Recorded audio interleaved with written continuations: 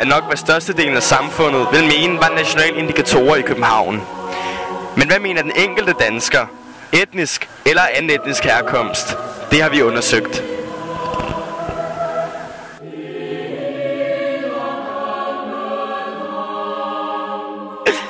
Vejskus. Architecture. Cyklister. Hans Christian Andersen.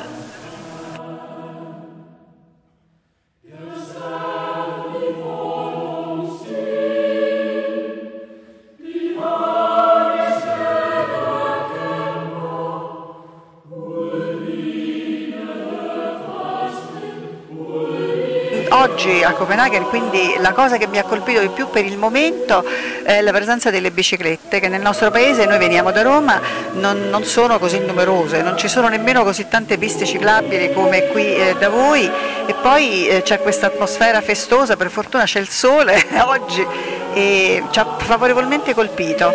Grazie.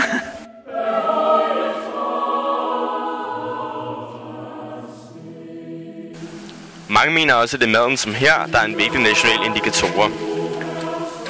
Det er en af de største eksportvarer, vi har i Danmark, og også en af dem, der gør, at vi bibeholder den nationale følelse.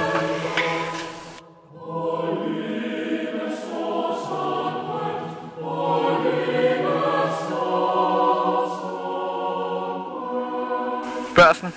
Christiansborg. The Amalienburg, the Schloss, the Danish furniture, or the Mermaid,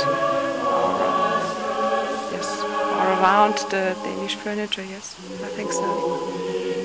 To see.